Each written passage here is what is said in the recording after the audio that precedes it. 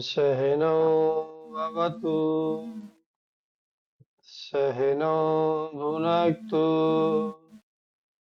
सह वीर्यं करवावहै तेजस्विनावधीतमस्तु मा विद्विषावहै। ॐ शान्ति शान्ति शान्तिः। हरिः ओम्। श्रीगुरुभ्यो नमः। हरि ओम।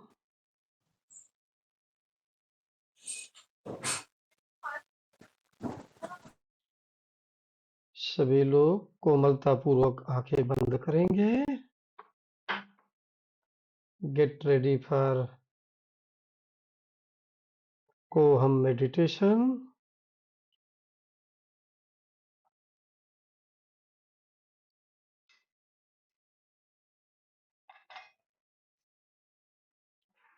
कोमलता पूर्वक आंखें बंद करेंगे। अपने शरीर के कंकाल तंत्र की एक्सरे फोटो मानस पटल पर बनाएंगे।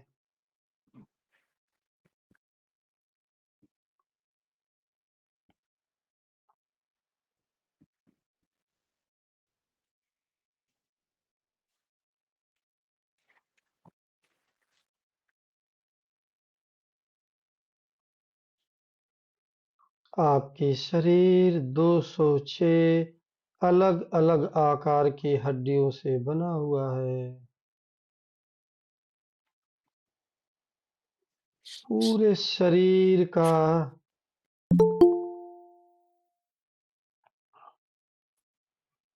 निरीक्षण करते हैं। पूरे शरीर का निरीक्षण करने पर पता चलता है कि पूरी शरीर चलता फिरता कमोड है।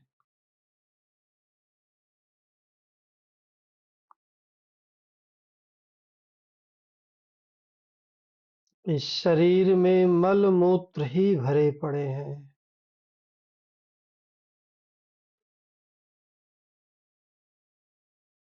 पसीने से भी बदबू आती है, फिर भी इस शरीर से अत्यधिक जुड़ाव है।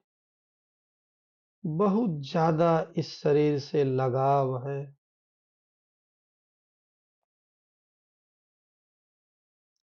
देह भाव का परित्याग करना चाहिए और चैतन्य भाव में ठहरना चाहिए। निरीक्षण करने के बाद पूरे शरीर की यात्रा करेंगे। एक्सरे फोटो में जो सिर में कंकाल तंत्र है, उसकी मानस तस्वीर बनाएंगे।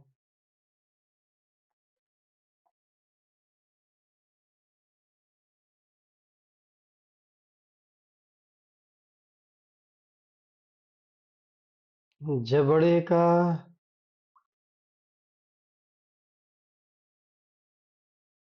दांत का, दोनों आंखों के जो छेद हैं उसका,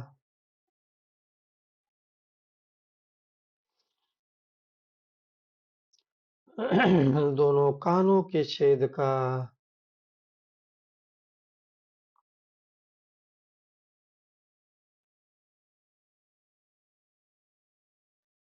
एक्सरे फोटो में जैसा रीढ़ की हड्डी दिखाई पड़ती है, उस रीढ़ की हड्डी का मानस दर्शन करेंगे।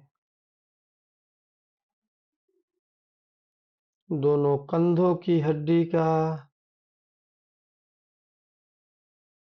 एक्सरे फोटो में हमारे हाथ कैसे दिखाई पड़ते हैं, वैसे मानस दर्शन करेंगे।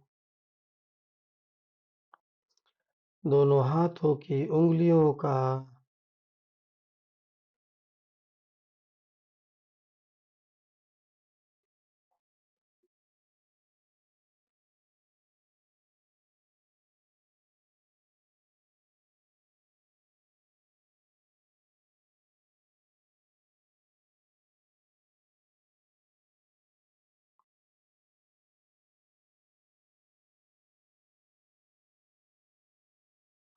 Thai bones, knee bones, feet and toes of both the leg, दोनों पैर के अंगूठे और उंगलियों का मानस दर्शन करेंगे। पूरी शरीर जड़ मात्र है।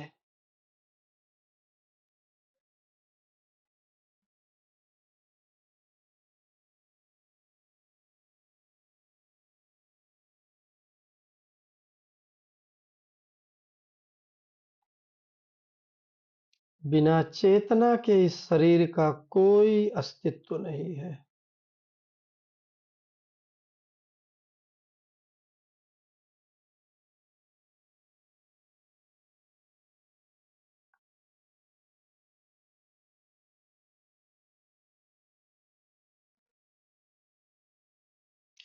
क्या हम जड़ शरीर हैं?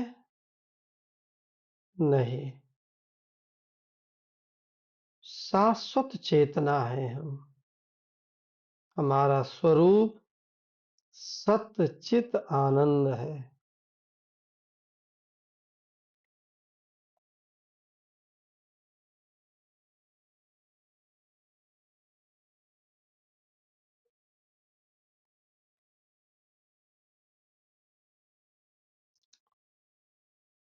देह भाव से चैतन्य भाव की यात्रा प्रतिदिन करने से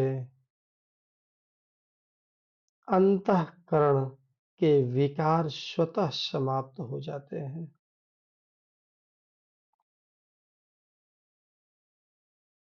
जो शरीर से लिप्त रहते हैं, जुड़े रहते हैं, बहुत ज्यादा लगाव रहता है, वो धीरे धीरे खत्म हो जाता है और निर्लिप्त भाव जागृत हो जाता है।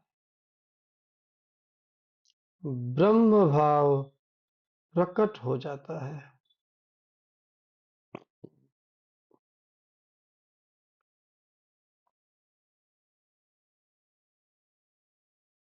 धीरे धीरे, आहिस्ता आहिस्ता पलक झपकाएंगे और अपनी आंखें खोलेंगे। Gently blink and open your eyes.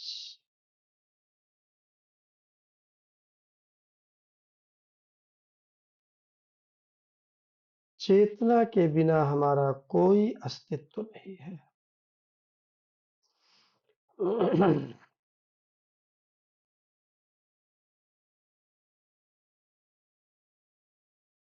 हम लोग प्रतिप्रसव साधना कर रहे हैं। प्रतिप्रसव साधना में नए कर्म नहीं जुड़ते हैं। प्रतिप्रसव साधना में ब्रह्म भाव प्रकट हो जाता है और जीवन मुक्त जीवन हम जीने लगते हैं। प्रतिप्रसव साधना को समझने के लिए हमने डिफरेंट व्यू पॉइंट का सहारा लिया। अलग अलग व्यू पॉइंट के द्वारा हम अपने आप की एनालिसिस कर रहे हैं, स्वयं को जानना चाह रहे हैं। ज्ञान मार्ग की पहली शर्त है, आप किस अवस्था में हैं, सबसे पहले ये समझना है। मैं ब्रह्म हूं, अहम ब्रह्मास्मि, जीवन भर हम बोलते रहेंगे। ममैवांशो जीवलोके जीवभूते सनातनः। ईश्वर अंश जीव अविनाशी, मैं भगवान का अंश हूं। अगर हम जीवन भर बोलते रहेंगे तब भी हम भगवान के अंश नहीं बन पाएंगे। ज्ञान मार्ग बोलता है इन्वेस्टिगेशन कीजिए, आत्म परीक्षा कीजिए। जब हम इन्वेस्टिगेशन करते हैं तो हम अपने स्वरूप में ठहर जाते हैं। जीवन मुक्त जीवन क्या है? अपने स्वरूप में ठहरना। उसके लिए हम फर्स्ट व्यू पॉइंट लिए दुख और सुख की परीक्षा। दुख की हमने परीक्षा किया और उसमें हमने पाया कि पूरे संसार में जो दुख कष्ट मिलते हैं उसको मात्र 2 शब्दों में हम बता सकते हैं, समझ सकते हैं। कोई भी जब दुख कष्ट होता है तो हमारा मन का स्पीड बढ़ जाता है। काम क्रोधात भवम वेगम सयुक्तः सा सुखी नरः।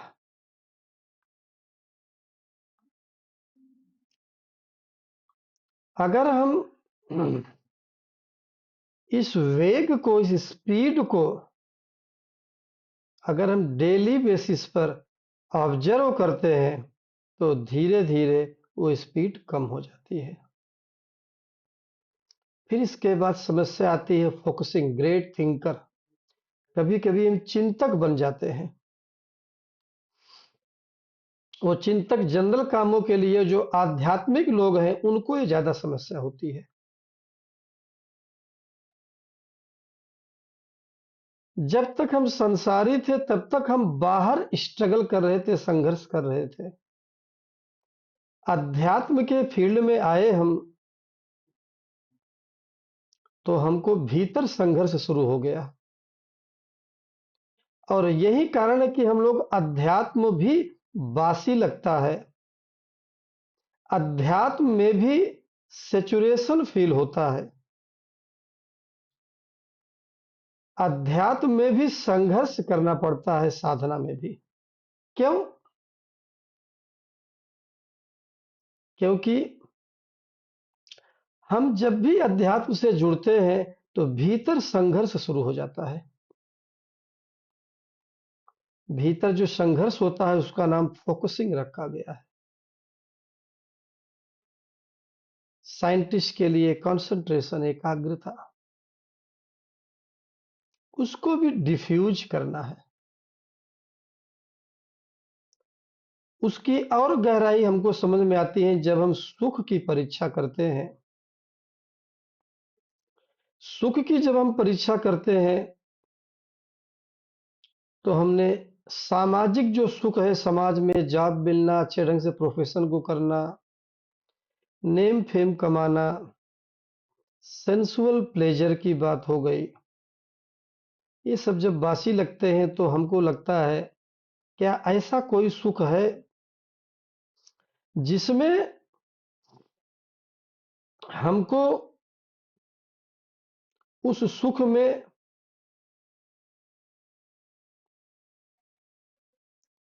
कभी बासीपन न लगे, सेचुरेशन ना फील हो और उस सुख में संघर्ष ना करना पड़े। जब हम गुरु चरणों में बैठ करके इसकी साधना करते हैं, एनालिसिस करते हैं, तो हमारे अंदर अज्ञान निवृत्ति होती है। Then my ignorance is removed by the guru, step by step. जब तक इग्नोरेंस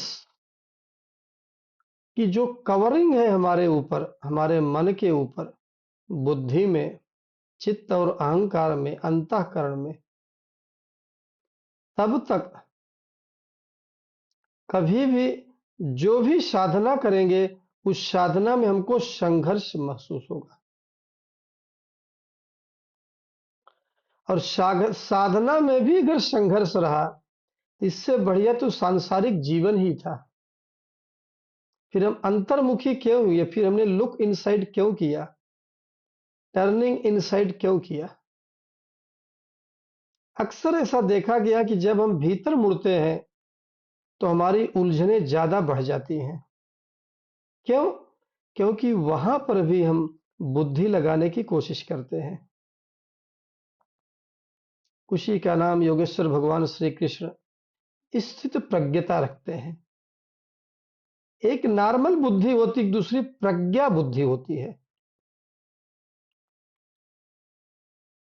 जो सुख के दो स्रोत हैं, वैसे तो बहुत सारे स्रोत हैं, लेकिन हम दो स्रोतों पर मुख्यतः बात कर रहे थे। इंद्रिय जनित जो विषय विषयी जनित सुख है, सेंस आर्गन, सेंसुअल प्लेजर जिसको हम बोलते हैं, और दूसरा है तत् सुख सुखित्व। तत् सुख सुखित्व में स्ट्रगल नहीं है, और जो विषय विषयी सुख है, जो सेंस आर्गन से सुख मिलते हैं, उसमें स्ट्रगल रहते हैं, उसमें सिचुएशन आ जाता है, वो बासी हो जाता है। और जब हम तत् सुख सुखित्व के भाव से, उस भाव से जब हम सुख को स्वीकार करते हैं, तो धीरे धीरे जो हमारी अध्यात्म में उलझने जो बनी रहती है, वो धीरे धीरे समाप्त हो जाती हैं। अक्सर हम लोगों को अध्यात्म में ज्यादा उलझने हो जाती हैं। उसी के लिए योगेश्वर भगवान श्री कृष्ण भी शायद चैप्टर 2 का 53 नंबर श्लोक है, श्रुति विप्रतिपन्ना शब्द बोलते हैं। आप वेदों पुराणों डिफरेंट गुरुओं को सुन करके कंफ्यूज हो जाते हैं, जो कि अर्जुन की स्थिति थी। श्रुति विप्रतिपन्ना के बाद ही स्थित प्रज्ञता शब्द आया हुआ है। तो हमारी बुद्धि में जब तक अहंकार रहता है, तब तक हम संघर्ष करते हैं, और जब बुद्धि अहंकार रहित हो जाती है, उस बुद्धि का नाम प्रज्ञा रखा गया है हमारे वेदों में, और उसी को भगवान श्री कृष्ण स्थित प्रज्ञता बोलते हैं।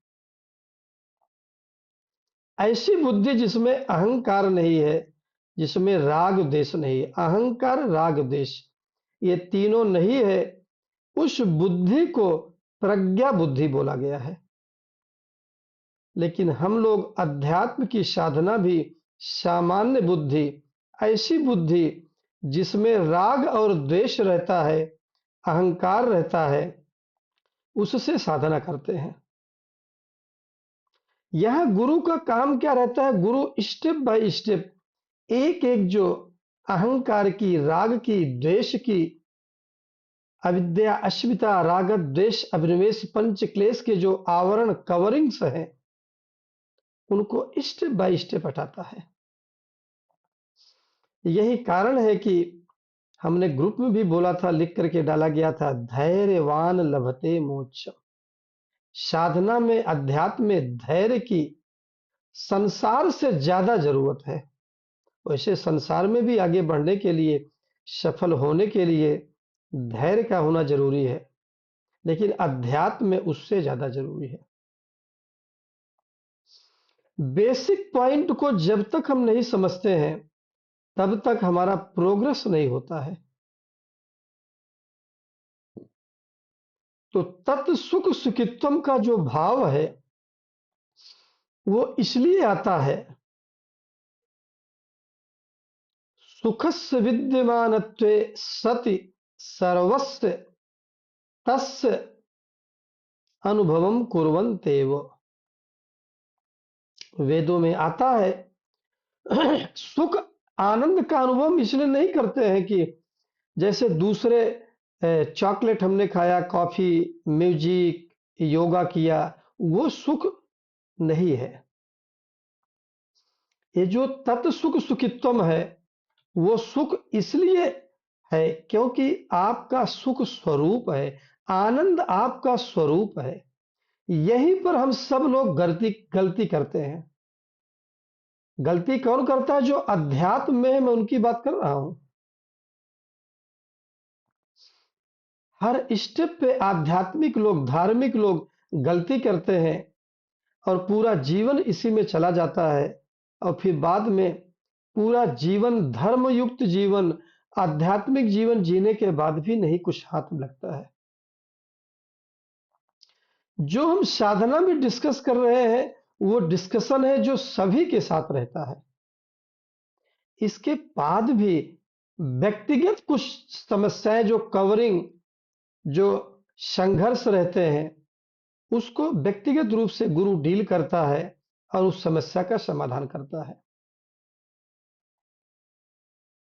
तो ये जो छोटी चीज है अध्यात्म में, अभी तक हम बाहर संघर्ष कर रहे थे संसार के, बाहरी संसार में, और अभी हम भीतर के संसार में, जब हम धार्मिक बने, अध्यात्म बने, इसमें भी संघर्ष शुरू हो जाता है। और ये संघर्ष का नाम आत्यांतिक दुख निवारण रखा गया है। अज्ञान निवृत्ति, अनवबोध, बोध का उल्टा अनवबोध। ये जब तक बेसिक चीजें आपकी नहीं समझ में आएगी, तब तक आप देखेंगे कि धर्म और अध्यात्म में आपका प्रोग्रेस नहीं होगा।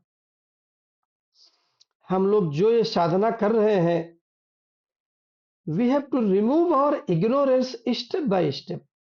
Don't be in hurry. धैर्य की जरूरत है। Have a patience. थोड़ा सा चिंतन मनन कीजिए। वैसे चिंतन मनन हम ग्रुप में भी कराते हैं, ग्रुप डिस्कशन के माध्यम से। साधु नाम समदृष्टि नाम। साधु गुरु कैसा होता है? समदृष्टि। भूमा विद्या, यो वै भूमा तत् सुखम, न अल्पे सुखम अस्ति भूमयु सुखम। जो सनत ऋषि है, जिनके पास, सनत ऋषि के पास छांदोग्य उपनिषद में नारद ऋषि जाते हैं। ये पूरे उपनिषद का निचोड़ है। मैंने आपको कभी नहीं बोला कि आप पूरे उपनिषद, वेद के श्लोक को याद कीजिए, क्योंकि जब तक ज्ञान मार्ग का एनालिसिस, आत्म परीक्षा नहीं करेंगे, तब तक कुछ भी आपके अंदर आंतरिक परिवर्तन नहीं आएगा। और बिना आंतरिक परिवर्तन के आत्म कल्याण नहीं होगा। यहाँ आत्म कल्याण ऐसा नहीं है कि पिता करेगा और बच्चों को होगा, बच्चे करेंगे पिता को होगा। स्वयं ही करने से, आंतरिक आत्म परीक्षा करने से ही, प्रत्येक आत्मक चिंतन करने से ही आत्म कल्याण होगा। नहीं तो सब कुछ मात्र दिखावटी बन के रह जाएगा। अभी हम कल के प्रश्नों को लेते हैं और कल के प्रश्नों को आगे बढ़ाते हैं। ग्रुप डिस्कशन बहुत जरूरी है। ग्रुप डिस्कशन से हमारा जो ज्ञान है वो स्थिर होता है। We will anchor in our knowledge, we will sustain with that knowledge. नहीं तो पूरा जीवन आपका 70 साल 80 साल ऐसे जीवन निकल जाता है। अब हम उस ज्ञान के साथ ठहर नहीं पाते हैं, और बिना ज्ञान के ठहराव के आत्म कल्याण बिल्कुल नहीं होगा। बिल्कुल किंचित मात्र भी नहीं होगा। तो कल के प्रश्नों को आगे बढ़ाते हैं। हमारी ममता बहन जी ने एक प्रश्न कल हो गया था, अभी शायद 4 या 5 प्रश्न और बचे हुए हैं, तो उन प्रश्नों को हम आगे लेंगे। ममता जी हैं क्लास में? ममता जी नेक्स्ट क्वेश्चन को आगे बढ़ाएंगी। तो बहुत इंपॉर्टेंट क्वेश्चन है समझने के लिए। ममता जी आई है क्लास में? एक सेकंड, मुझे फोन लाना पड़ेगा, एक सेकंड। हाँ जी। हम लोग बात कर रहे थे सुखे विद्यमाने सति सुखम न अनुभवामि। भगवान है फिर भी भगवान का अनुभव नहीं हो रहा है। सुख आनंद है फिर भी सुख और आनंद का अनुभव नहीं हो रहा है। हमारी यही समस्या है। ये सबकी समस्या है।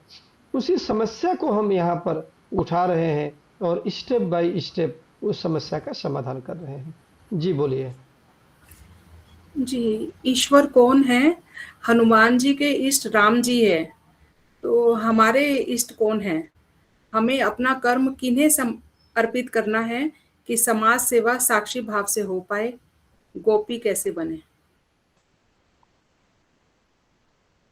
गोपी कैसे बने? समाज सेवा साक्षी भाव से कैसे हो? और उसके पहले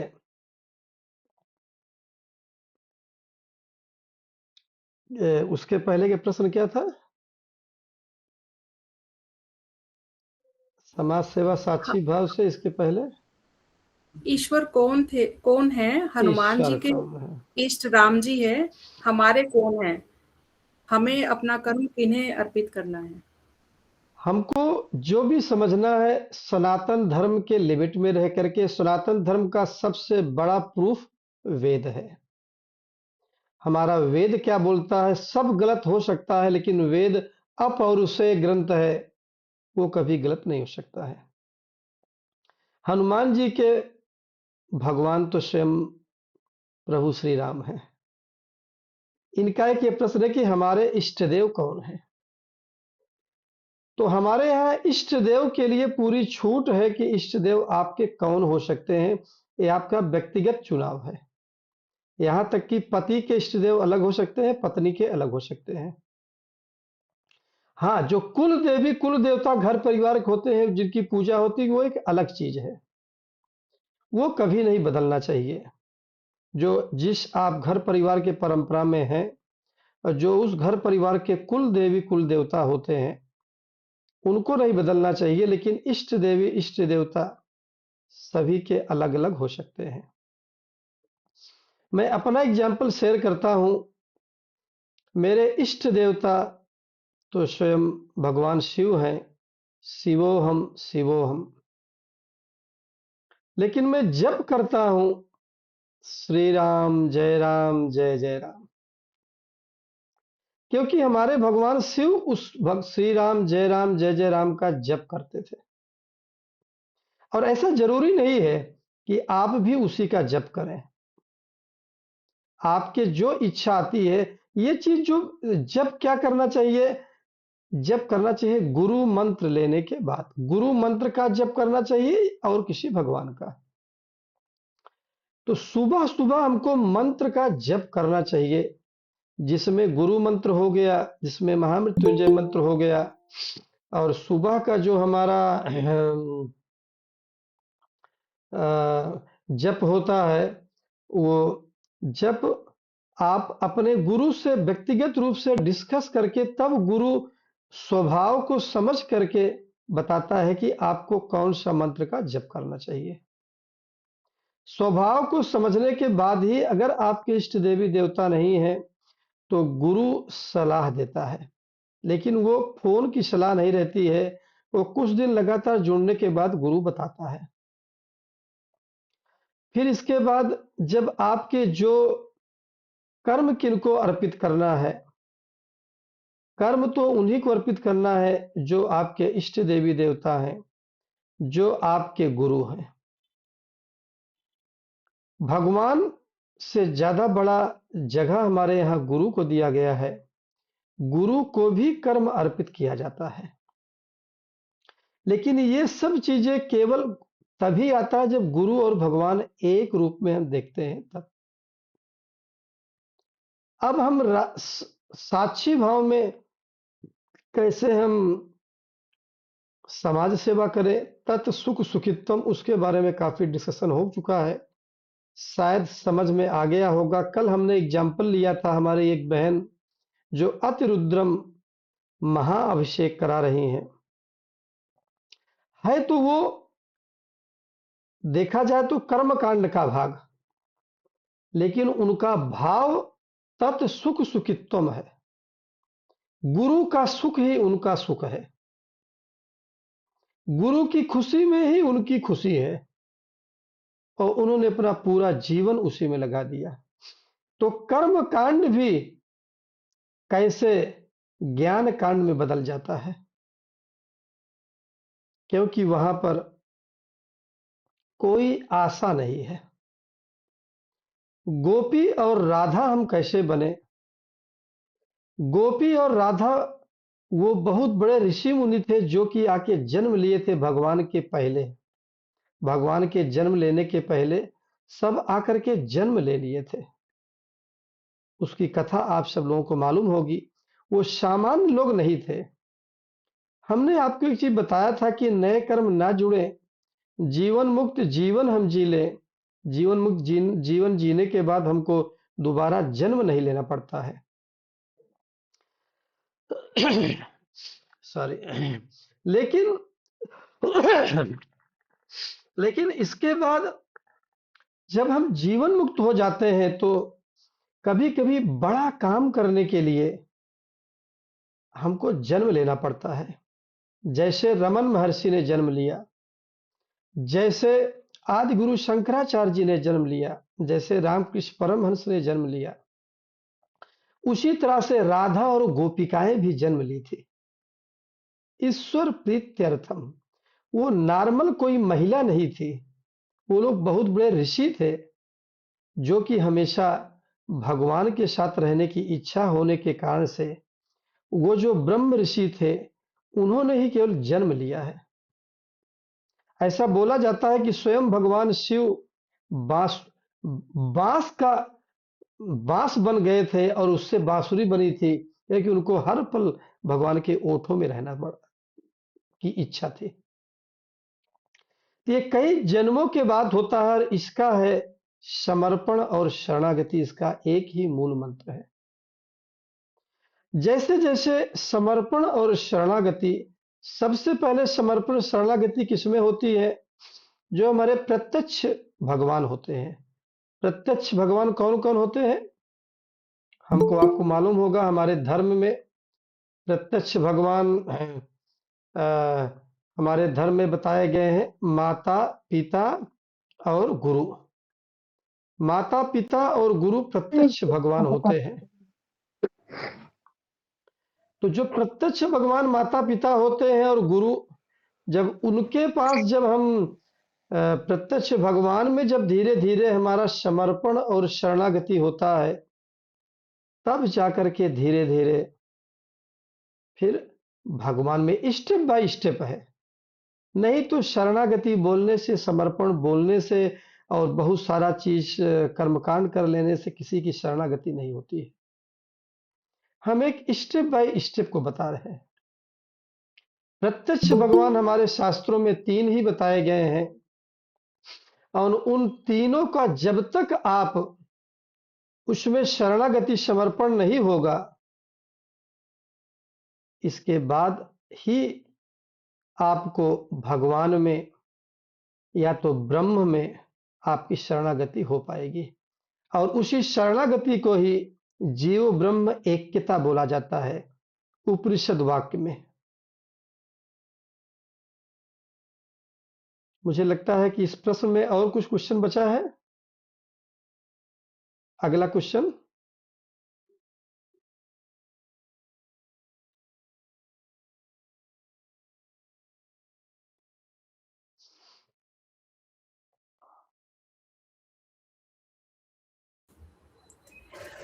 भूख और प्यास बिना इंद्रियों के साक्षी भाव के कारण होती है। तो भोजन करना और पानी पीना, भूख और प्यास की तृप्ति, क्या कॉफी पीने के जैसा ही है या कुछ और? इसके 2 कारण हैं। एक तो ये भी सेंसुअल प्लेजर ही है, लेकिन इस सेंसुअल प्लेजर का उद्देश्य है हमारा अस्तित्व। अगर शरीर ही नहीं रहेगी, जो हम ध्यान आपको कराते हैं उसमें हम बार बार, अगर आप मेरे शब्दों को ध्यान से देखिए, तो पहले मैं निरीक्षण कराता हूं, फिर यात्रा कराता हूं, और मैं ये बोलता हूं कि शरीर से जुड़ाव, इसका मतलब ये नहीं कि शरीर का केयर नहीं करना है।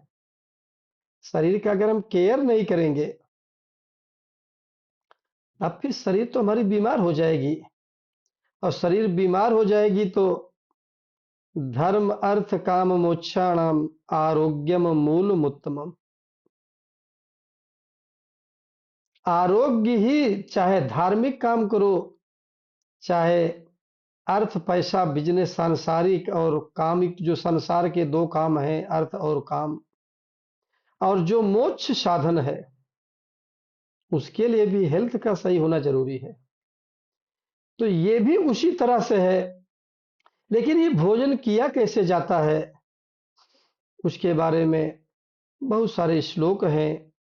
अन्नपूर्णे सदा पूर्णे शंकर प्राण वल्लभे ज्ञान वैराग्य सिद्ध्यर्थम भिक्षामि देहि च पार्वती।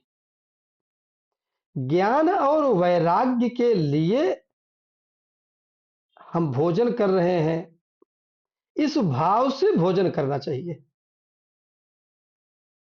फिर भगवान बताते हैं, ब्रह्मार्पणम ब्रह्मवि ब्रह्माग्नो ब्रह्मणाहुतम ब्रह्मैव तेन गंतव्यम ब्रह्म कर्म समाधिना। ये भगवान भोजन को भी ब्रह्म कर्म भगवान बोल रहे हैं। स्वयं योगेश्वर भगवान श्री कृष्ण बता रहे हैं। इसको आप नॉर्मल, जैसे हमने आप लोगों से निवेदन किया था स्टार्टिंग के 2-3 दिन के क्लास में, कि जब आप नींद में जाते हैं, मेरे से कभी कभी कोई पूछता आप कितने घंटे पूजा करते हैं गुरुजी, तो मैं कभी कभी मजाक में बोल देता हूं, भाई आज तो 8 घंटे किया, 7 घंटे किया, 6 घंटे किया। तो कुछ लोग हंसी में ले लेते हैं, बोलते हैं गुरुजी ऐसे ही मजाक कर रहे हैं। मजाक नहीं, जब हम निद्रा में जाते हैं तो उस ब्रह्म भाव में हम जाते हैं, वो मेरी पूजा हो जाती है।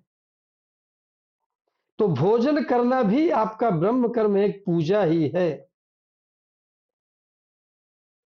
तो इसको दोनों दृष्टि से देखना है। एक तो शरीर हमारा उपादान कारण है, तो शरीर को भी ध्यान देना है, और दूसरा शरीर माध्यम खलु धर्म साधनम, शरीर ही मीडियम है, body is the only medium. चाहे ब्रह्म ज्ञान चाहिए, भगवत प्राप्ति चाहिए, ज्यादातर ऐसा देखा गया है कि जो लोग धार्मिक और आध्यात्मिक हैं, वो लोग धर्म और अध्यात्म में इतना ज्यादा रम जाते हैं कि धर्म अध्यात्म में बिना भगवत प्राप्ति के ही वो अपना शरीर त्याग देते हैं। मेरे से जुड़े हुए, जो मेरे से टच में रहते हैं, यहीं विशाखापट्टनम में एक माता जी 97 ईयर्स की हैं, 90 साल के तो 2-3 लोग हैं, 80 के ऊपर करीब 10-15 लोग हैं। Body has got no reason for the sickness. शरीर को बीमार होने का कोई शौक नहीं है, ये हमारा वेद बोलता है। आपकी गलती से ही शरीर बीमार होता है, 100% आपको एक्सेप्ट करना है। साधना करने का मतलब ये नहीं है कि हम साधना कर रहे हैं और शरीर को नहीं ध्यान देंगे। मैं लोगों से यही निवेदन करता हूं कि आप शरीर को भी ध्यान दीजिए, और भगवान ने आपको 100 साल के लिए भेजा है। जीवेम शरदः शतम, ये वेदों का उद्घोष है। जो लोग, कई लोग बोल देते हैं अरे कभी भी मौत, जो भगवान लिखे होंगे वो हो जाएगा, ये सब इसका वेद समर्थन नहीं करता है। ये सब केवल फुसलाने बहलाने की बातें हैं। और वस्तुतः आपको हेल्थ का ध्यान रख करके, और आप 100 वर्ष तक भगवत प्राप्ति, मोक्ष प्राप्ति, जीवन मुक्त जीवन जी करके ही शरीर त्याग करना चाहिए। बार बार मैं लोगों को बोलता हूं, body has got no reason to be sick. शरीर को कोई शौक नहीं है बीमार होने का, आपकी गलती से शरीर बीमार होती है। और मौत बिल्कुल मौत के बारे में बहुत दुष्प्रचार किया गया है। वेद बोलता है जीवेम शरदा शतम, 100 वर्ष के लिए मिनिमम भगवान ने आपको भेजा है। उसके पहले आप अगर जाते हैं तो आपकी गलती से आप जाते हैं। ठीक है, कुछ गलतियां हो सकती है, मैं ये नहीं बोल रहा हूं मान लीजिए 100 तक। अरे भाई 95 साल तक तो आराम से आप जी सकते हैं। छोटे छोटे गाइडेंस की जरूरत रहती है। जी। और इसमें कुछ बचा है? नेक्स्ट।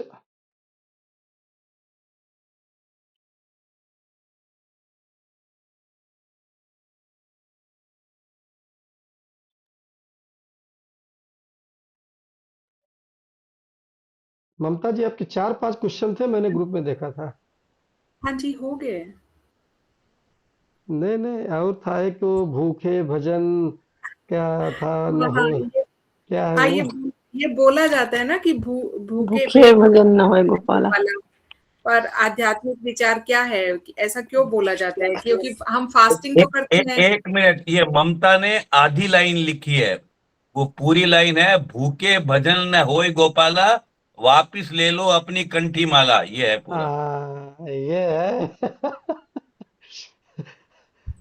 विनोद सर ने हमारे लाइन को पूरी कर दिया, और ये कोई न कोई लिख करके थोड़ा ग्रुप में डाल रहा है, मैं भी सेकंड लाइन भूल गया था।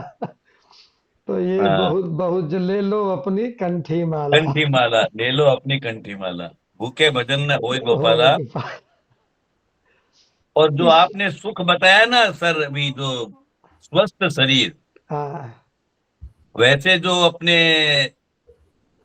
साधारण जीवन में जो दैनिक जीवन में जो 6 या 7 तरह के सुख बताते हैं, उसमें पहला सुख निरोगी काया ही है। तो भूखे भजन न होए गोपाला पर ममता जी ये जानना चाहती हैं कि आध्यात्मिक विचार इसका क्या है।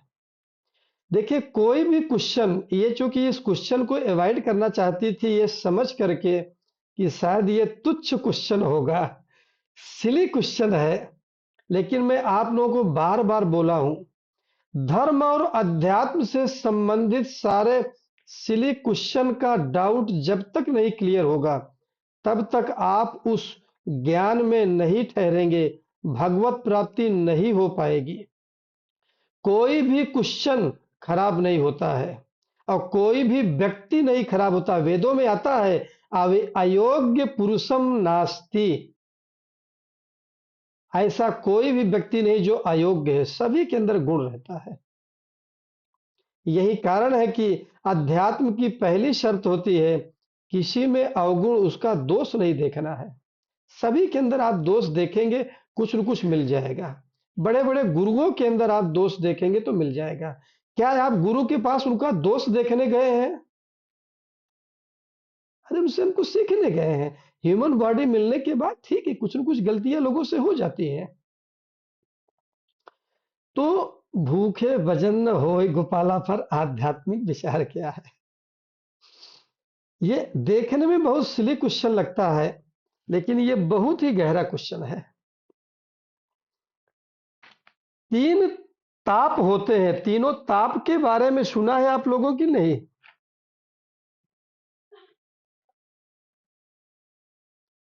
3 ताप मतलब 3 टाइप के कष्ट होते हैं।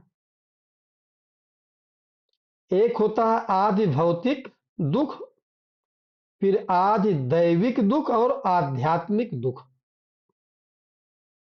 ये जिस क्वेश्चन को आप बहुत छोटा क्वेश्चन समझ रहे थे, जो कि हमारी बहन अवॉइड भी कर रही थी, मैं जानबूझ के बोला कि आप क्वेश्चन उठाइए, क्योंकि बहुत जरूरी क्वेश्चन है। इस क्वेश्चन में बहुत गहराई है। जैसे हमारी ज्योत्सना दीदी ने पूछा था कि जो समाज सेवा करते हैं, वो किस सेंस ऑर्गन से वो सुख मिलता है। वो भी पूरा नहीं हुआ है, अभी उसके में और 2-3 दिन बातें होंगी, तब वो पूरा, क्योंकि हमारी दीदी का चेहरा बताता है कि वो भी अभी संतुष्ट नहीं हुई है उस प्रश्न के जवाब से। लेकिन उसको और चीजें मैं इसलिए अवॉइड कर देता हूँ, क्योंकि जब और चीजें वो और आपको समझ में नहीं आएगा, इसलिए हम अवॉइड कर देते हैं। तो तीन टाइप के जो कष्ट है, अपने को ये समझना है कि तीनों टाइप के कष्ट है क्या चीज। एक एक सेंटेंस में कोई बताएगा आध्यात्मिक दुख क्या है, आदि भौतिक और आदि दैविक। केवल एक एक सेंटेंस में कोई बताना चाहता है तो अनम्यूट करेगा, तुरंत बताएगा।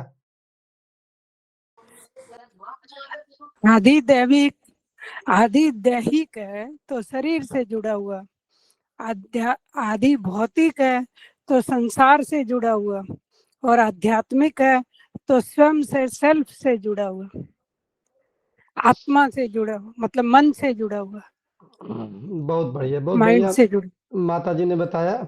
और कोई बोलेगा?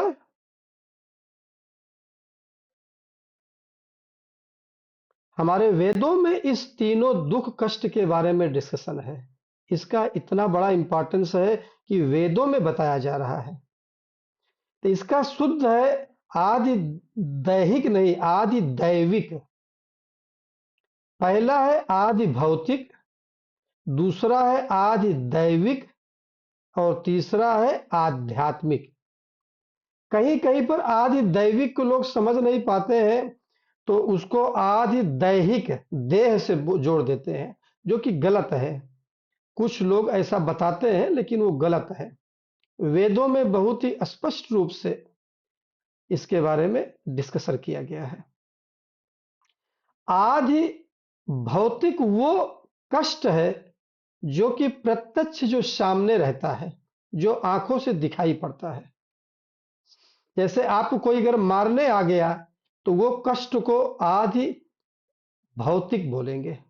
जो कष्ट आप अपने आंखों से देख सकते हैं उस कष्ट को आदि भौतिक कष्ट, आदि भौतिक दुख, आदि भौतिक ताप बोला जाता है। ताप माने दुख। इन तीनों को मिला के वेदों में तापत्रय, त्रय माने तीन, ताप माने कष्ट, ताप त्रय के नाम से वेदों में डिस्कशन किया गया है। तो जो दुख सामने से, जैसे हमने एग्जांपल दिया, आपको कोई मार रहा है तो उस कष्ट को आदि भौतिक कष्ट बोलेंगे। आपके ऊपर कोई अटैक कर दिया, जानवर कुत्ता काट लिया, वो आदि भौतिक कष्ट आएगा। फिर कुछ कष्ट हैं जो आदि दैविक हैं, जो अदृश्य हैं, जो दिखाई नहीं पड़ते हैं, जिसपे हमारा आपका कंट्रोल नहीं है। आदि भौतिक पे कुछ हद तक कंट्रोल है, कुछ हद तक उस पे भी नहीं है। अब आप जा रहे हैं रोड पे, कोई शेर अटैक कर दे रहा है, उस पर आपको कोई कंट्रोल नहीं है, लेकिन आप सावधानी ले सकते हैं। अगर आप बंकर, जो जैसे आर्मी की गाड़ी होती है उसमें अगर बैठ के जा रहे हैं, जो बुलेट प्रूफ गाड़ियां होती हैं, तो उसमें कोई फायरिंग भी करता है, ये प्रिकॉशन ले सकते हैं आप। आदि दैविक, आदि दैविक, देव से दैविक वो है जो अदृश्य है, ऐसा कष्ट जो दिखाई नहीं पड़ता है, जो हमारे कंट्रोल में बिल्कुल नहीं है। जैसे सुनामी आ गई, भूकंप आ गया, सूखा पड़ गया, या हमारे आपके कंट्रोल में है क्या? नहीं कंट्रोल में है। तीसरा है आध्यात्मिक दुख। हम आप लोगों को बार बार अपने क्लास में हमने कई बार रिपीट किया, हम लोग अध्यात्म का मतलब भगवान समझते हैं। अध्यात्म का मतलब भगवान नहीं होता है। अध्यात्म का मतलब होता है शरीर का कष्ट को आध्यात्मिक कष्ट बोलते हैं, और अंतःकरण के कष्ट को आध्यात्मिक कष्ट बोलते हैं। अध्यात्म क्या है? जब अंतःकरण का कष्ट दूर हो जाता है तो आप स्वयं भगवान के अंश बन जाते हैं। यह है अध्यात्म का कारण। वेदों में आता है कि ये तीनों जो कष्ट हैं, इन तीनों के लिए अलग अलग वेदों में उपचार बताया गया है। जैसे आप आदि भौतिक जो कष्ट है जो मिला, उसके लिए आप अपने सेफ्टी ले सकते हैं। सेफ्टी के साथ चलने से आदि भौतिक कष्ट काफी कम हो सकते हैं। आदि दैविक जो कष्ट आते हैं, भूकंप आ गया, वर्षा नहीं हो रही है, अनावृष्टि, अतिवृष्टि, जो ज्यादा बारिश हो गया, सूखा पड़ गया, उसके लिए भी कर्म कांड में बहुत सारे मंत्र हैं, यज्ञ किए जाते हैं। हम लोग बेंगलोर में थे और आश्रम में वहां पर सूखा पड़ा था, वहां का जो आश्रम के अंदर का टैंक का पानी सूख रहा था। हमारे गुरुदेव थे, हम सभी लोगों ने बारिश कराने वाला जो यज्ञ होता हम लोग करना शुरू किए और 3 दिन तक हाँ कुछ नहीं हुआ था और शायद चौथे दिन से घनघोर बारिश, चूंकि जो टैंक था वो खत्म हो गया, पानी का कहीं कोई स्रोत नहीं था जंगल में। हमारे पास कर्मकांड जो बोलता है और सभी लोग एक ही स्वर में भगवान की भक्ति और जप तप यज्ञ लगातार सब लोग कर रहे थे। वेद बोलता है आदि दैविक जो समस्याएं आती हैं उसके लिए भी वेदों में समाधान है, कुछ हद तक कंट्रोल कर सकते हैं। कुछ चीजें तो देखो, मानव के सभी चीजें, ये अनंत ब्रह्मांड में हर चीज, ये जो लिमिटेड बॉडी माइंड सेंस है उससे हर चीज हम कंट्रोल नहीं कर सकते हैं। अब आता है आध्यात्मिक दुख। आपको फीवर हो गया, बुखार आ गया है, इस कष्ट को आध्यात्मिक दुख बोला जाता है। ज्यादातर लोग इसको आधि दैहिक बोल देते हैं, ये गलत है। अगर आप कहीं पर पीएचडी की पढ़ाई, एमएससी की पढ़ाई कर रहे हैं, आयुर्वेद की पढ़ाई कर रहे हैं, योग की पढ़ाई कर रहे हैं, साधना की, उसमें क्वेश्चन आता है और आपने बोल दिया तो गलत, आपका क्वेश्चन के आंसर गलत हो जाएगा। रामचरितमानस में तुलसीदास जी ने दैहिक दैविक भौतिक तापा उन्होंने इसे लिख दिया था, और जनरल अंडरस्टैंडिंग के लिए जो लोग बिल्कुल कम पढ़े लिखे लोग हैं उनके लिए बताया था जो है। तो वहां पर उन्होंने अध्यात्म को दैहिक तापा लिख दिया, दैह माने देह का, लेकिन आध्यात्मिक जो कष्ट है वो देह के अलावा ज्यादातर अंतःकरण का कष्ट है। अंतःकरण के कष्ट में हमने आपको शुरू में ही बताया था, उसमें restlessness of the mind, intellectual conflict and emotional imbalance, emotional upsurge और सप्रेशन। ये 3 रीजन हमने आपको बताया था कि 3 कारणों की वजह से आपको अंतःकरण के कष्ट मिलते हैं, जिसको हम आध्यात्मिक कष्ट बोलते हैं। तो भूखे भजन न होए गोपाला, उसके लिए हमने थोड़ा सा फंडामेंटल बताया।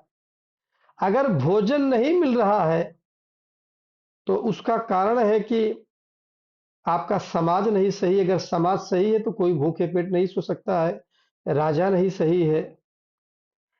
और यही कारण है कि हमारे धर्म में किसी को भूखे नहीं सोने के लिए अनुमति है, लोग अन्नदान करते हैं।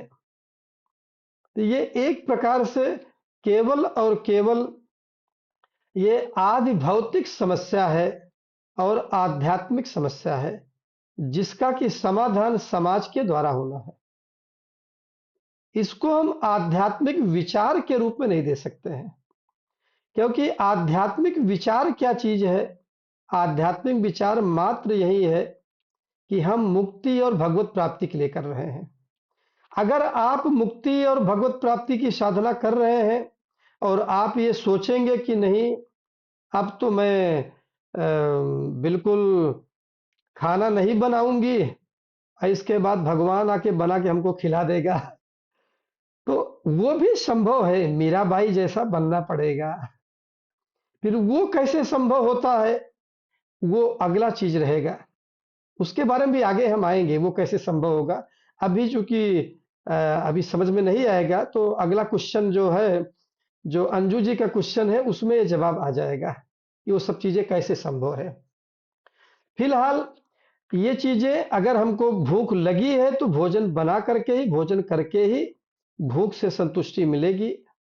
हर चीज को अध्यात्म से जोड़ के हमको नहीं देखना है कि नहीं अभी हम अध्यात्म में आ गए हैं तो काम नहीं करेंगे, खाना नहीं बनाएंगे या हम ड्यूटी नहीं करेंगे। जिसका जो काम है, अब जैसे मेरा फुल टाइम अध्यात्म है तो मैं फुल टाइम इसी अध्यात्म में रहता हूं। लेकिन हाँ, अब जिसका, जैसे बच्चे आपके सेटल्ड हो गए हैं, आपकी उम्र 60-70 साल हो गई है, तो आपको भी धीरे धीरे उसमें ज्यादा समय, अगर पूरा समय नहीं दे सकते हैं तो ज्यादा समय अध्यात्म साधना में देना चाहिए। बिल्कुल अगर आप उससे मुक्त हो गए हैं तो पूरा समय जुड़ना चाहिए, फिर हमारे साथ आप जुड़ सकते हैं, हम आपको अपने साथ रख लेंगे। तो मीराबाई बनने के लिए तब भूखे भजन हो भला, तब आप भूख में हैं या नहीं हैं, तब जो है उस ऊपर भूमा विद्या में, अभी हम भूमा के बारे में जब डिस्कशन करेंगे तब आएगा कि क्या हम मीराबाई बन सकते हैं, क्या हम बिना भूख के भी हमारा जीवन जल सकता है। उसके लिए साधना करनी पड़ेगी। We have to remove our ignorance, और संभव है कि इसी जन्म में मिल जाए, धैर्य रखना पड़ेगा। कब मिल जाएगा? मुझे याद है एक पति पत्नी की घटना। एक पत्नी अपने पति को लेके जाती है गुरु के पास, और वो संत से बोलती है, हे भगवान, हमारे पति देव बिल्कुल धार्मिक रास्ते पे नहीं है, और मेरे पति, मैं सोचता हूँ इनका भी कल्याण हो जाए।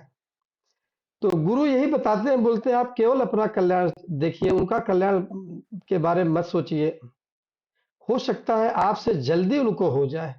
क्योंकि कभी कभी जो आदमी जितना लेट शुरू करता है वो इतना ज्यादा समर्पित हो जाता है कि आप पत्नी है, आप हो सकता है 20 साल से शुरू की हैं और उन्होंने 60 साल के बाद शुरू किया और आपसे कहीं आगे निकल जाते हैं। तो कभी किसी को अहम और वहम में नहीं जीना चाहिए कि हमने पहले साधना कर दिया तो हम आगे बढ़ जाएंगे और हमारे पति हमारी पत्नी बाद में शुरू करेंगी तो पीछे रह जाएंगे। अगला एक क्वेश्चन और आपका था।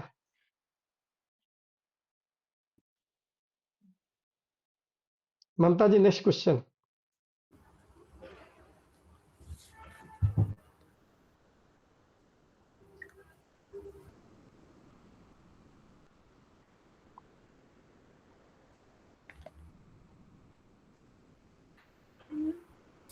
कि looking at breath is same as looking inside?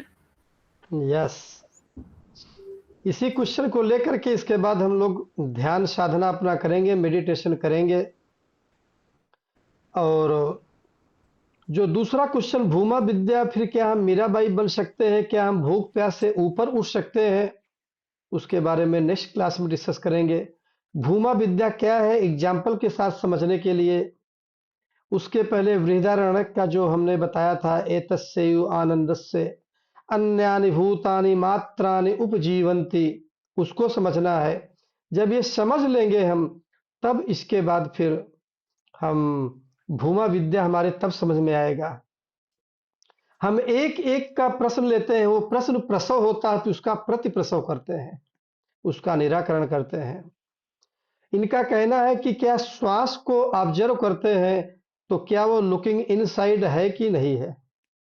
एक सेंटेंस में कोई बताएगा, 1 से 2 लोग अपना भाव बताएंगे, केवल 1 से 2 सेंटेंस में। दूसरे लोग है सर। कैसे? जैसे हम सूर्य नमस्कार करते हैं तो ब्रीथ के हिसाब से करते हैं, हर मंत्रा के साथ 12 जो स्टेप्स हैं उसके हर मंत्रा के साथ करते हैं, सूर्य के 12 नियम के साथ, तो उसको फील करते हैं। इनका प्रश्न थोड़ा सा साधना की गहराई से है, और साधना की गहराई ये है कि लुकिंग इनसाइड कहाँ से शुरू करना चाहिए, और अगर हम ब्रेथ से शुरू कर रहे हैं तो क्या वो सही है, वो लुकिंग इनसाइड है। ये सूर्य नमस्कार से ऊपर उठ करके ये उस साधना की गहराई, ये प्रश्न इनके चिंतन और मनन से आया हुआ है। जी हाँ, सांस भीतर, हम भीतर अपने जैसे थर्ड आई पर यदि टिके रहते हैं तो सांस का भीतर जाना और आना, निकलना, नाक से बाहर आना, दोनों चीज भीतर से ही देखते हैं, भीतर से ही अनुभव होता है। बहुत अच्छा माता जी। जी हाँ, अंजू जी आप बोलेंगे।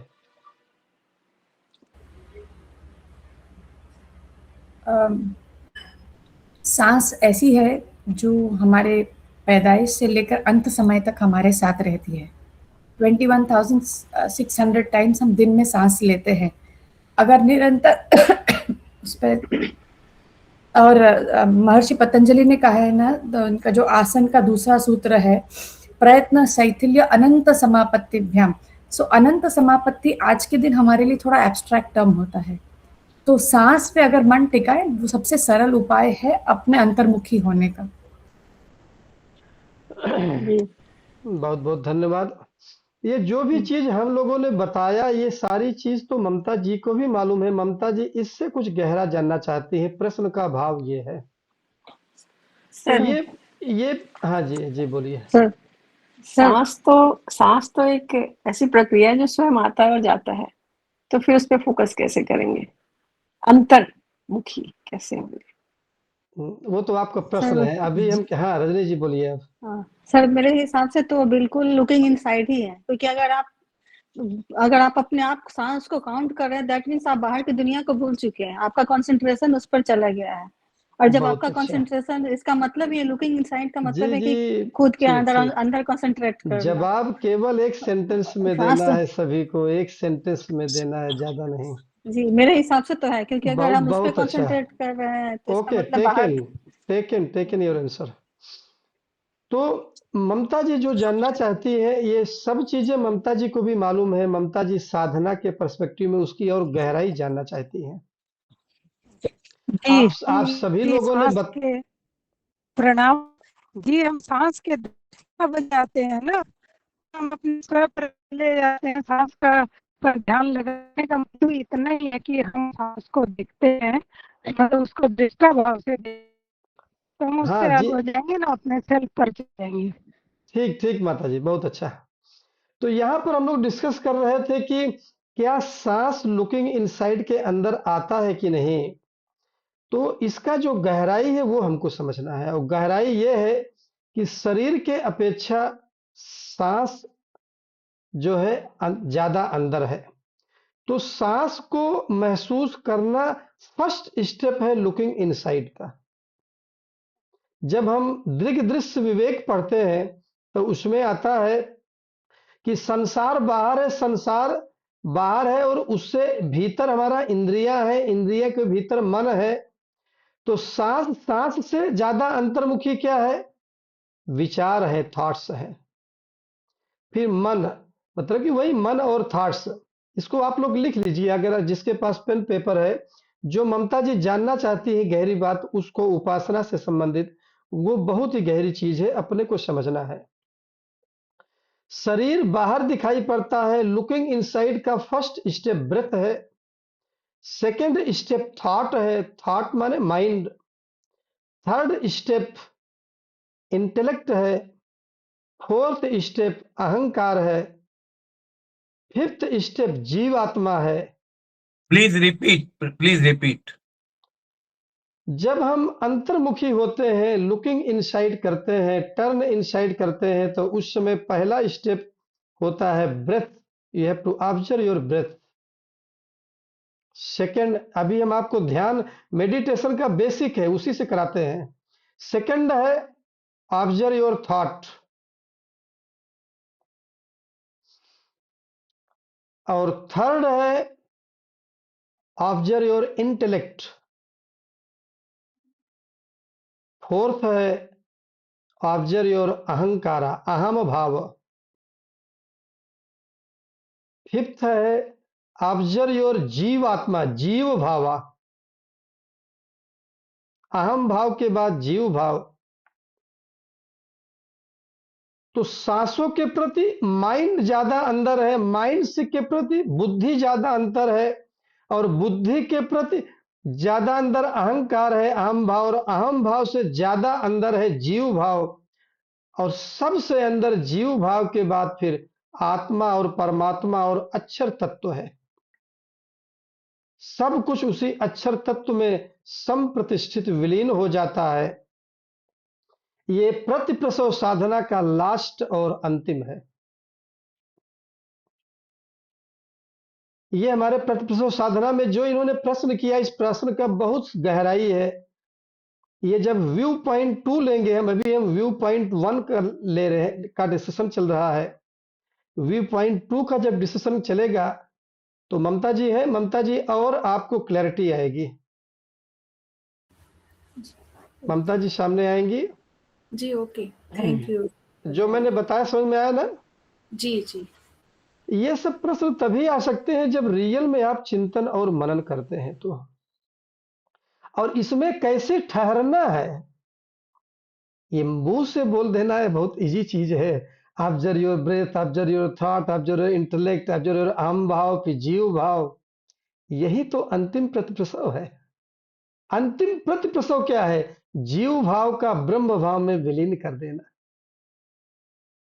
ये इसका बेसिक है।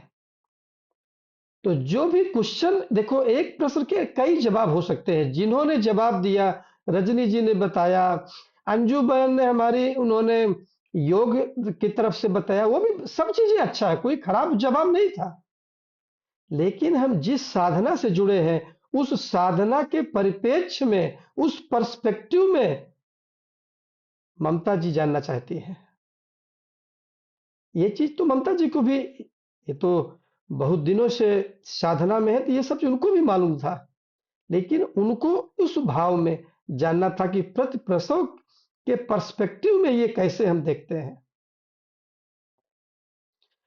तो मुझे लगता है कि ममता जी के प्रश्नों का समाधान हो गया है कि और कोई प्रश्न बचा है ममता जी? ये बहुत सुंदर तरीके से, बहुत बढ़िया, नहीं, धन्यवाद। ये प्रश्न और आने चाहिए। मैं प्रश्नों का जवाब इतने धैर्य से क्यों दे रहा हूं? हमारी अंजू दीदी ने भी दिया है, और एक प्रश्न जो अभी ज्योत्सना दीदी ने कुछ पूछा था, वो भी रिटर्न में ग्रुप में डालिए। आप सब लोग प्रश्न पूछिए, क्योंकि ये जो ग्रुप डिस्कशन होगा, उसी ग्रुप डिस्कशन से ही आपको भगवत प्राप्ति होगी। और अगले हम आप लोग याद दिलाना, हम लोगों को समाज में बहुत बड़ा एक गलत फहमी हो गई है। भक्ति मार्ग क्या है, ज्ञान मार्ग क्या है, राज मार्ग क्या है, कर्म योग मार्ग क्या है। भक्ति मार्ग वाले सोचते हैं ज्ञान मार्ग हमारे लिए है ही नहीं। बिल्कुल है। भक्ति मार्ग आपका परिपक्व होगा अगर आप भक्ति मार्ग को चुने हैं, तब भी आपके लिए साधना हेल्प करेगी, भगवत प्राप्ति में हेल्प करेगा। मैं उसी मार्ग से आकर के योग मार्ग में आया हूं। तो हम लोग इसको समझेंगे, ये योग मार्ग क्या है, भक्ति मार्ग क्या है, फिर थोड़ा सा हठ योग को भी ले लेंगे हम लोग, फिर ज्ञान मार्ग। इसकी गहराई जब तक नहीं समझेंगे ना, फिर हमको कल्पना में नहीं डूबना है। देखो, कल्पना के लिए मैं इस समय को आपको नहीं दे रहा हूं। हम बार बार बोलते हैं, आपके आत्म कल्याण के लिए ही ये साधना हो रही है। यहां पर मात्र शब्दों के द्वारा हम आपको मोहित करने का काम नहीं करना चाहते हैं। Investigate your self. जब आप इन्वेस्टिगेट करेंगे, आत्म परीक्षा करेंगे, तभी भगवत प्राप्ति होगी, तभी आपको जीवन मुक्त जीवन जिएंगे। क्या आप समझते हैं राजा जनक भक्ति मार्ग में नहीं थे? भक्ति मतलब इमोशन, आपके अंदर इमोशन है, भक्ति की भी जरूरत है। आपके अंदर मन का प्रबंधन करना है, राजयोग की भी जरूरत है, कर्म करना है, कर्म योग की भी जरूरत है। ये वेद बोलता है, सभी की जरूरत है। अगर कोई, आप लोग ज्ञान मार्ग में, आपके दिमाग में बिल्कुल ये नहीं आना चाहिए, नहीं भक्ति मेरे लिए नहीं बनी है। भक्ति को ही वेदों में उपासना बोला गया है। अब वो करना कन्फर्म है, उससे बाउंड्री बनती है हमारी। कल हमने गार्डन का एग्जाम्पल लेके समझा था हमने। तो जब तक ये जो शंकाएं जो शंका समाधान का हमारा बेसिस क्या है, आधार क्या है? वेद और योग वासिष्ठ है, गीता है। गीता योग वासिष्ठ, उसके ऊपर वेद है, वेद के ऊपर कुछ भी नहीं है सनातन धर्म में। तो हमारा जो बेसिस है, आधार है, वो वेद है, योग वासिष्ठ है, गीता है, अष्टावक्र गीता है। तो जब तक ये प्रश्न के समाधान नहीं होंगे, तब तक केवल कल्पना में जीने के लिए साधना नहीं करा रहे हैं। इससे अच्छा रहता मैं तो मौन में बैठता हूं, मैं मौन में बैठता फिर। क्योंकि जब मौन में बैठ करके जब भीतर से वो प्रवाह जब आता है, तब फिर लगता है कि नहीं, अब जगत कल्याण कैसे हो। उस जगत कल्याण की भावना से हम इस साधना को शुरू किए हैं। हम अपने नेम और फेम के लिए साधना को नहीं करा रहे हैं। सीधे बैठ जाएंगे, आंखें कोमलता पूर्वक बंद करेंगे। Gently close your eyes.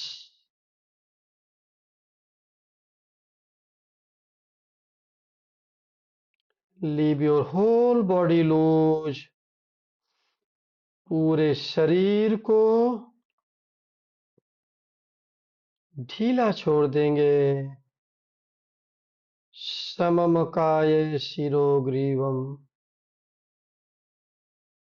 पीठ, गर्दन और सिर एक लाइन में रहेगा।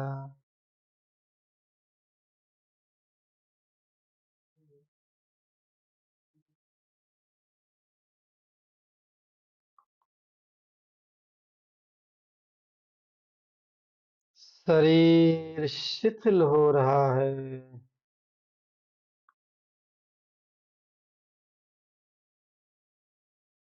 शरीर शिथिल हो रहा है। शरीर शिथिल हो गया है।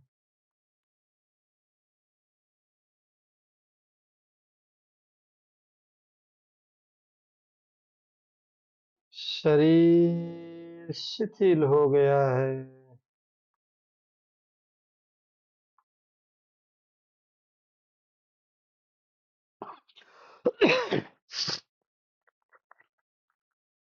श्वास भी शिथिल हो रही है।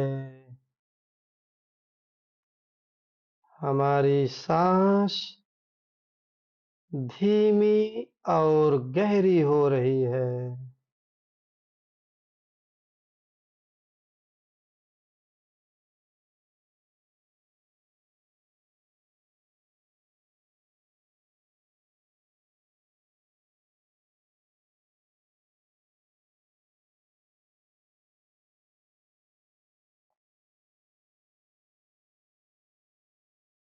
हमारी सांस धीमी और गहरी हो गई है।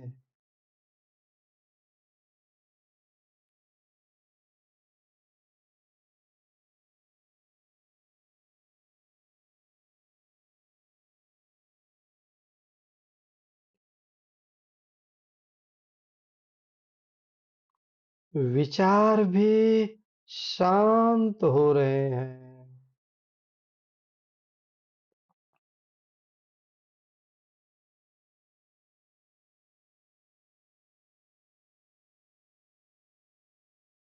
विचार भी शांत हो रहे हैं।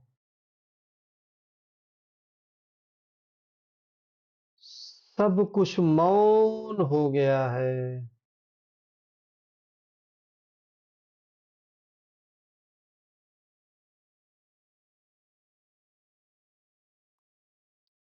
सब कुछ मौन हो गया है। भीतर पूरा सन्नाटा छा गया है।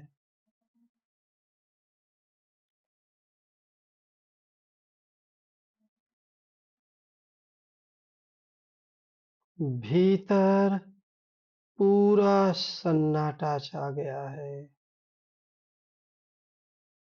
कुछ देर तक भीतर की शांति का अनुभव करेंगे।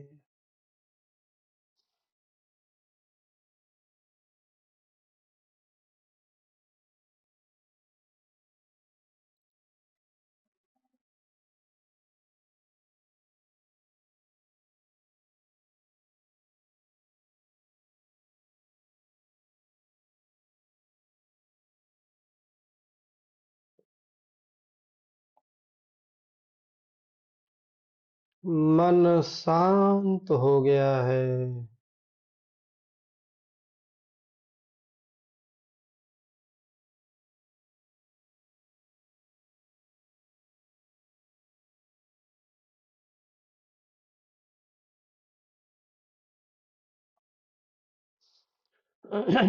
मन शांत हो गया है।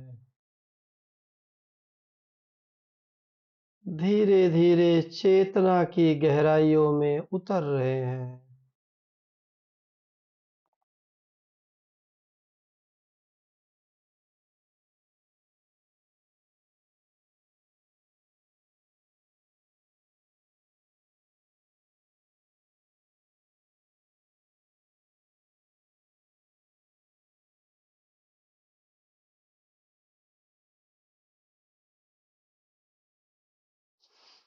धीरे धीरे चेतना की गहराइयों से शून्य में उतर गए हैं।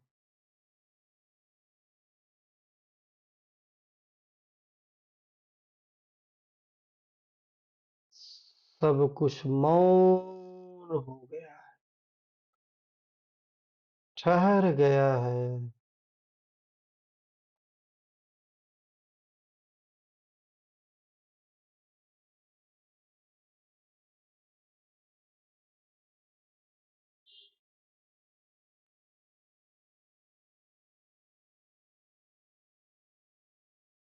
एक अनोखी शांति एहसास हो रही है।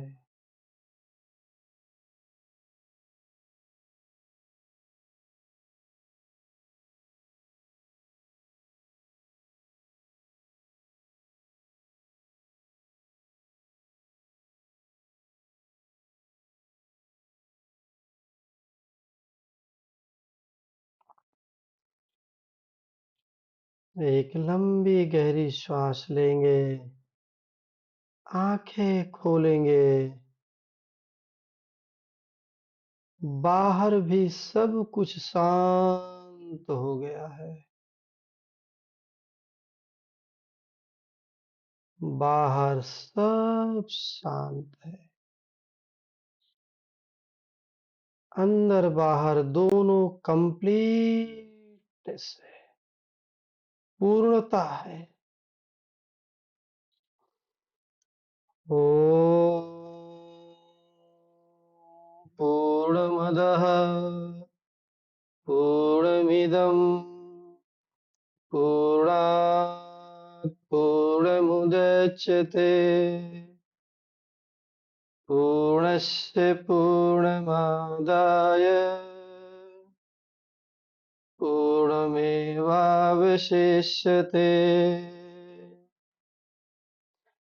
ॐ शान्ति शान्ति शान्तिः।